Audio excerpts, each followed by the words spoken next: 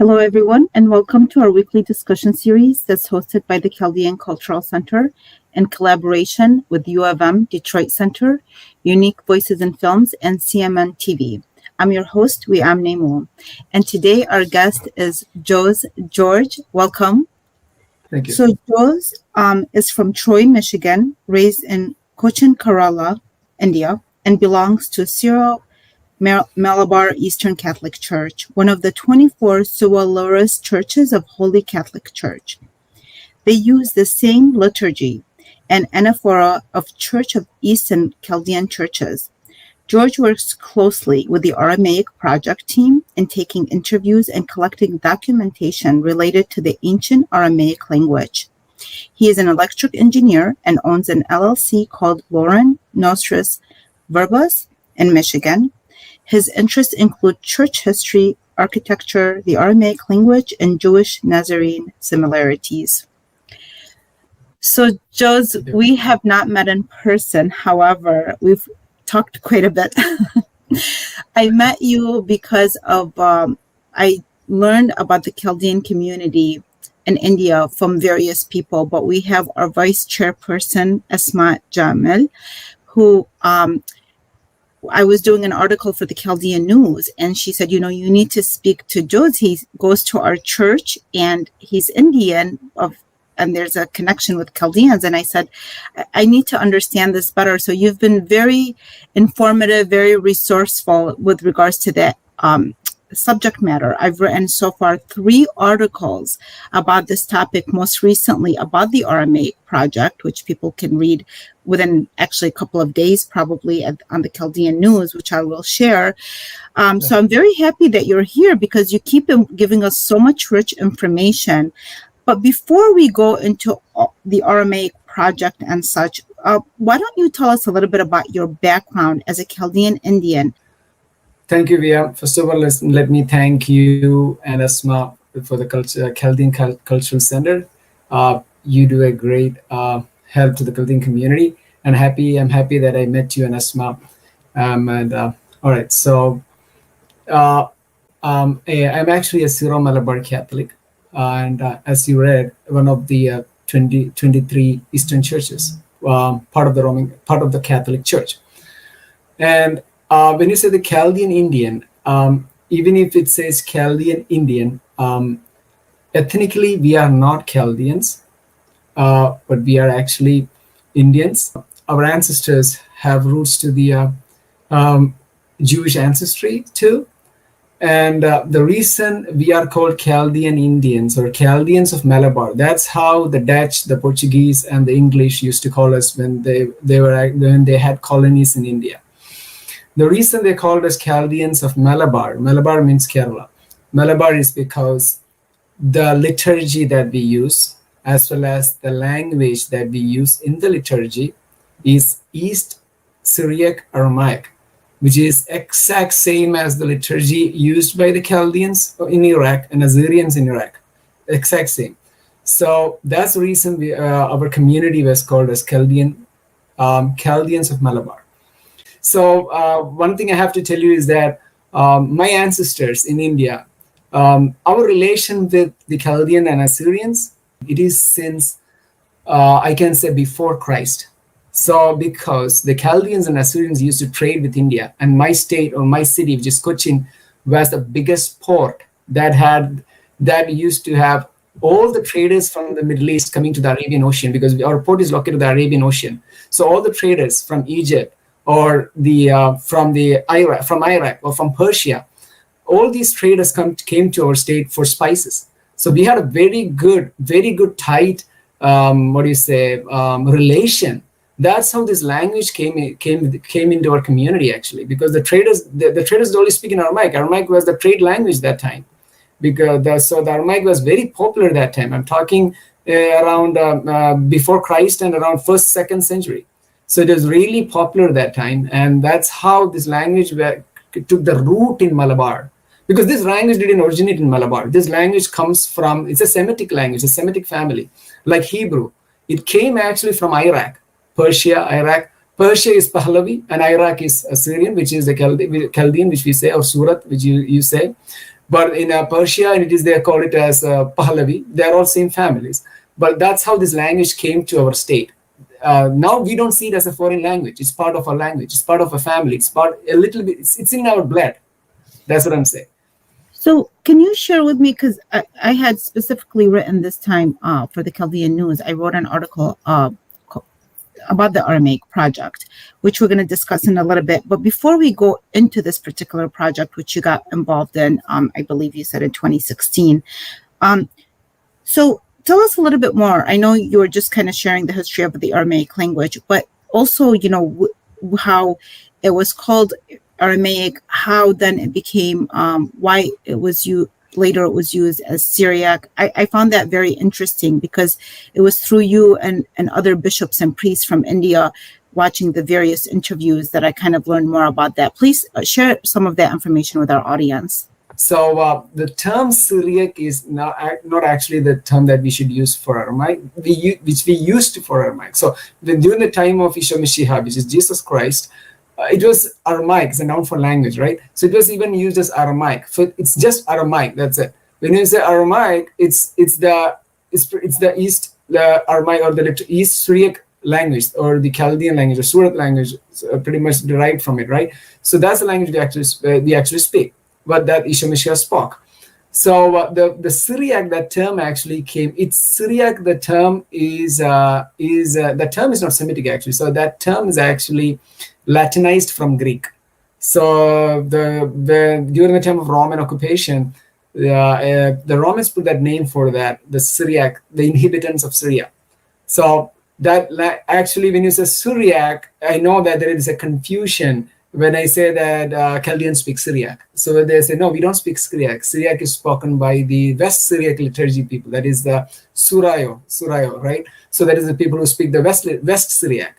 Even though the family is same, the pronunciation is different. For example, Kadisha, which is holy in meaning, is said in East Syriac it is Kadisha. In West Syriac it is Kadisho. So that is the difference between that. The pronunciation is much different. And also the way some of the alphabets are written a little bit different. That's all. But other than that, there's the same family. But that's my understanding about. Whenever someone asks me about Syriac, I just say it's Aramaic. That's how I say, because it will create a confusion whenever you are in United States or whenever in Iraq or somewhere else, other than in India. Whenever you say Syriac or Suryani, for the people who hear it, they think it as West Syriac. So actually, just say Aramaic or East Syriac. Very easy to distinguish between East and West. So much more Hellenistic is the West. East Syriac is the Mara Prem or Mara Rafat. So those fathers, or we call it the doctors of the church, they used to speak the real pure Chaldean language without any Greek or Latin mix. So as you know, because there are three main churches: the West Roman Empire, East Roman Empire. The West Roman Empire was Latinized, completely Latin. The East Roman Empire, Constantinople, those areas was actually Greek. And then comes the largest church one time, which is the Church of the East, because all of us are members of the Church of the East. It spread all the way from Iraq till China. So it was one time it was bigger in membership than the Roman Catholic Church because of the number of members, because that was such a big and huge church. Japan, China, all those East Coast to the east.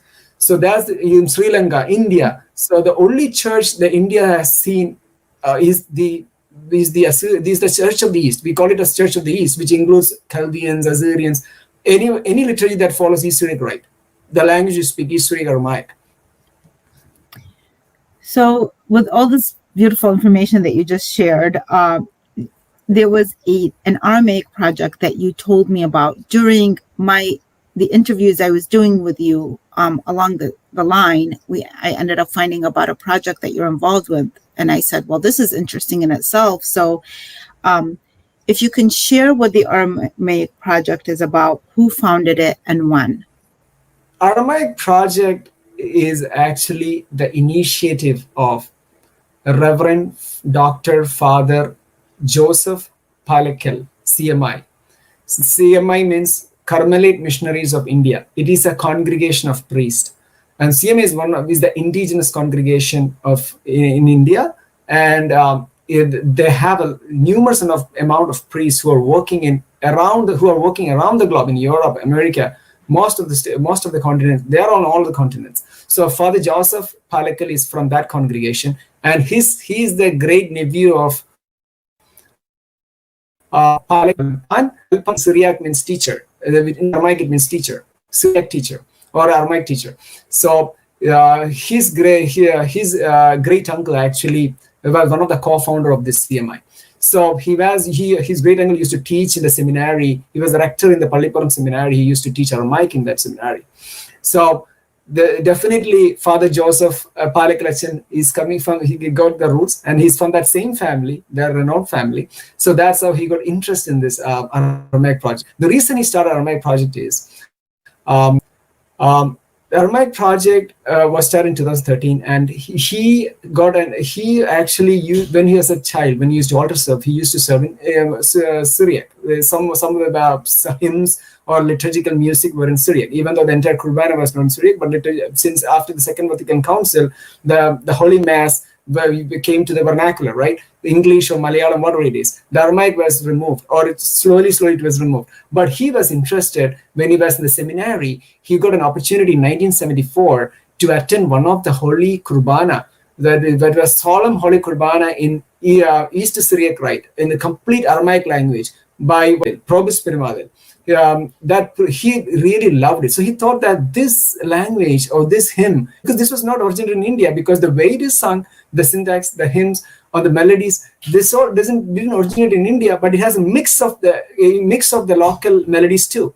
Then he started to research about it. Then he came to know that it is coming from Iraq, or it is coming from it's a Semitic language, it's Aramaic. This actually created a curiosity, or generated a curiosity in him to learn more about it, to do more research about it. So that is in 1974.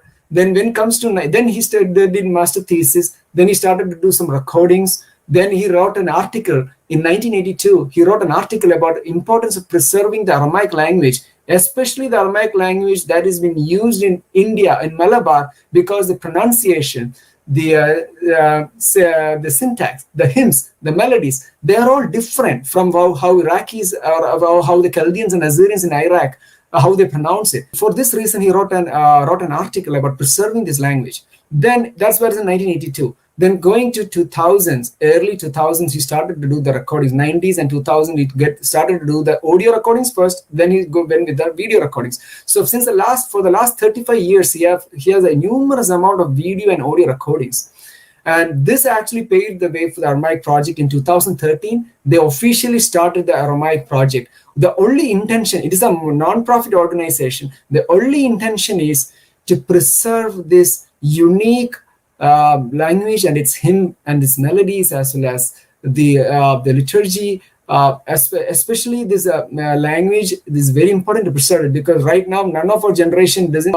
Next generation will never know about this language for sure if it is not preserved. The current generation knows what Aramaic is, but doesn't know to speak or read, because our language is not Aramaic. Our native language, it's not our mother tongue. So the language will definitely die off from our community, because this language is not our mother tongue. It's not like Chaldeans or Assyrians where they speak Surat at home, which we don't speak, because for Indians, our mother tongue is the regional language, which is Malayalam for us. So that's why he thought it's very important to preserve it. So he got a vision in Israel. When he went to the land of Israel, when he was in the Church of Holy Ascension, he sang the Avun Dushmaya. So when he sang the Avun Dushmaya, which is our Father, that actually gave him a spark that I need to start right away, no time to wait. That's how it actually started, the Aramaic Project. Wow. Yeah, I had the opportunity to listen to an interview that you did with him recently, yes. Which we can also share later, the link to it. And it's really amazing how once he heard the hymns and how affected and influenced he was, and he started digging deeper and deeper and started doing a lot of research for it, and it got him to do the kind of work that he did. It seems like without too much support, and yet you have this beautiful archive that I believe it's aramaic.project.org. That's correct. Okay, yes. Aramaic Project. Yeah, it's an amazing website. There's like a lot of archives on there. But then how did you get involved with the project, and and when did you get involved and how? Okay, so first thing, when I got involved. So actually, I didn't know anything about this Aramaic project until 2015. That is the time, 2015, 2016 timeframe. That is the time I got an opportunity to listen the most beautiful music of the Aramaic, the hymn of the Aramaic, which is the hymn of resurrection, La Kumara.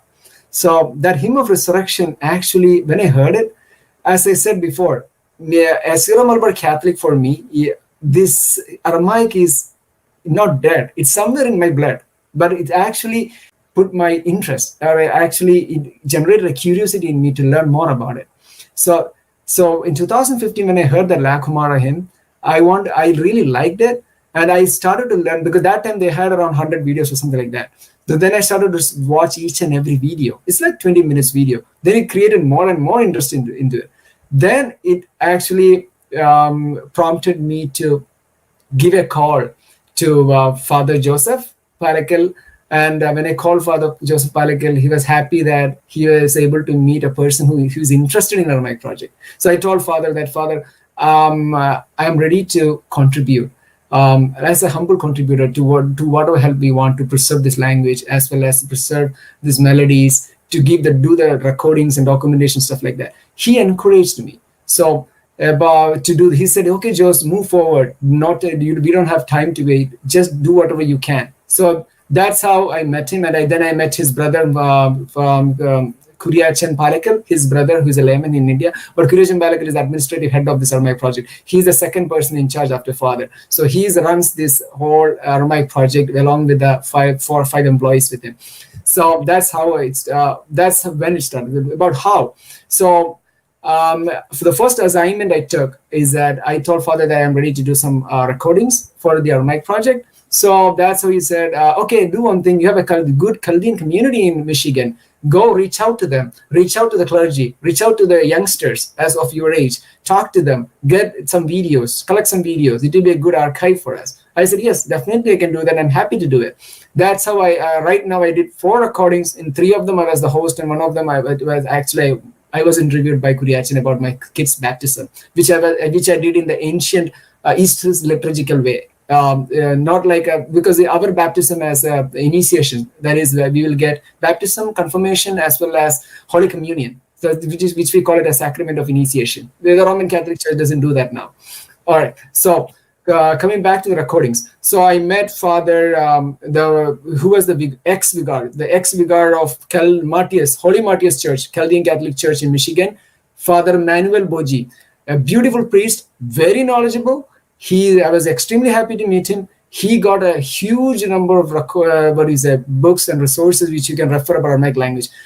I was happy to hear that he was one of the students of Malabar Syriac teachers. That means one of the 3 teachers from Malabar, Father Emmanuel Telly, Father Fabian, and Father Marcel. These 3 CMI priests went all the way from India to Iraq to teach the Iraq seminarians the philosophy, English, basic social science, and stuff like that. Yes. And, I want to ask you, what impact has this project had on your life, and why is it important in general? Yes. So the impact in my life, actually, it changed the way I actually, initially, I didn't have any interest in Aramaic language because I didn't know what that language was. I saw it as like a foreign language to me. Even though I didn't realize that it is my ancestral language, my patrimony is linked to that language. My great-grandfathers or the great-great-grandfathers who used to speak in this language, at least for liturgy, not like daily life, but for trade purpose maybe, as well as definitely for liturgy. There is no way that you can use any other language other than Aramaic language for liturgy. There is no other language. It's before Second Vatican Council. Then, above all, this Aramaic project actually helped me to realize that, okay, you are a Syro Malabar Catholic, you need to know the roots. So this is the root. Your ancestors used to speak in this language. So it's more easier for me to communicate or find other people of interest using this Aramaic project. Get more people interested, especially my interested brothers and sisters. Get them involved in this, so that to help me to contribute, as well as they can also contribute into this, and also share these resources with this. I use this to share the resources from this Aramaic project to the people who doesn't know about the Aramaic language. For example, my friends who doesn't know about it, or my cousins or relatives who don't know about this language, I just give them this video. Use this video. See this link. This is really helpful. You will love this. Anyone I share this hymns, they'll love it, because there is no way that you say that, oh, this is boring. I've never heard anyone saying that, oh, this Aramaic hymn is boring. No. So, for example, I need to say at least one hymn because to understand the pronunciation. Allow me to say the prayer of Lord Isha Mishiha, which taught us, because I'm happy to learn that prayer, which is our Father. But I will be praying in my pronunciation, using our pronunciation of Malabar, not the Chaldean pronunciation. That's wonderful. We'd love to hear that. Go ahead. Awun dashmaya nakadashma tese melkosa nevia sevianek. I can dashmaya abra hawlan lahuma sunkana naumana washakran hawain otain. I can da walan shakan lohiaven. Ulata lesiona la pasen menbisha metal nedilaki melkusa wahila batashbota lalmin amin. So this is our Father, which I was a bit fast, sorry. But the pronunciation, you will be surprised, because there is a big difference in the way we pronounce and you pronounce. For example, the way you pronounce that trisagion, which is Kadisha Allaha, Kadisha Hiltana, Kadisha La Mayota, Trahamayin. That is how you Assyrians and Chaldean pronounce it. But we, the Syro Malabar Nasranis, we pronounce in different way. That is Kandisha Allaha, Kandisha Hilsana, Kandisha La Mayosa, Esaran Ayin, Ayin. So that za is coming. So there's a huge difference in pronunciations, how we pronounce it. And also, before that, let me tell you one thing. Every Syro Malabar Nasrani, doesn't matter whoever it is, uses at least one Aramaic word in the daily life. I will tell you some examples. Mamodisa. Mamodisa means baptism. You call it Mamodita. We call it Mamodisa, right? Mamodisa, then Ruha the Kudisha, so which is Holy Spirit. Then we call Kurbana. Kurbana is not a Malayalam word, it's an Aramaic word. Amen. Amen is a Hebrew, then Aramaic, same thing. Then comes Varda. Varda means rose, which is Aramaic. Then comes Kopa. Kopa means monkey. Then Resh means head. So there are many words like that, which some of them we use in our daily life. Malakha, which is angel. So there are a lot. I'm just seeing some examples, like 5 or 6 words. So there are a lot. So that's what I'm saying. This is hidden somewhere in our life. In our body is hidden somewhere. So we need to bring it up, and mature it, and make it share with our friends. And that's how you get the interest. You need a passion. Then only you can go beyond, right? So it's not something that you can force someone to learn. But if you're a Syro Malabar Nasrani, definitely you will have that somewhere. You will never hate this. You will definitely like it. So it's definitely not something that is forced, but we are kind of, by sharing our passion and understanding, like I too got involved in it later, and because of my ancestors after my mom passed away, especially, like I know it, but then I started studying it more and going into it more, because it creates some kind of a connection, an ancestral connection that's deeper than people can really realize unless they kind of they start looking into it. So I think by even sharing these stories, we're keeping it alive in spirit, so I really appreciate all the work that you guys have done on this project, and you, even as an individual, sharing these stories, being a part of our community in that way, because I'm sure at some point I'll be knocking on your door again for other projects that we can collaborate on, because we have, like you said, we do have a similar interest, and there is so much history between us. I forgot to tell you how many we have. So right now we have total 1,300 videos. In that, the published ones are around 700, and remaining ones are not published. So around 500 something are remaining. 500, 600 are yet to be published. A lot. So 1,300 videos are there right now. Some of them needs to be published. Then we have around 50,000 in archives. But as of now, the documents that has been published is around 2,000, I believe. Yeah, it's around 2,000 in the digital library. It is called margam.com. So margam.com is also owned by the Aramaic Project. So when you go to margam.com, how do you spell that?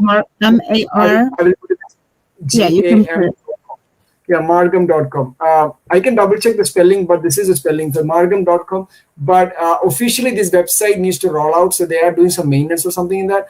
But it may work now. But Aramaic Project owns that margam.com. It has around 2,000 as of now, and we have total 50,000 to 100,000, which needs to be scanned. They're scanned, which needs to be put it into the archives. So we are keeping on getting new resources. So what I'm saying is that we need to, Chaldean Cultural Center and Aramaic Project, we can work together, which is helpful for both of us, especially when it comes to UNESCO. We want to preserve this language. The Aramaic language needs to be preserved, no doubt about it, because otherwise this language will die off. This needs to be preserved, especially in our way, the pronunciation of Malabar. This will die off real fast because none of us speak that language.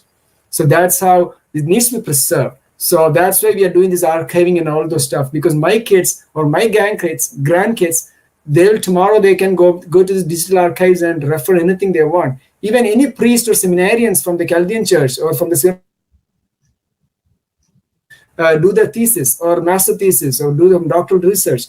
There are numerous amount, especially in chants and hymns and Aramaic ones. They just read it. A lot of stuff, very helpful.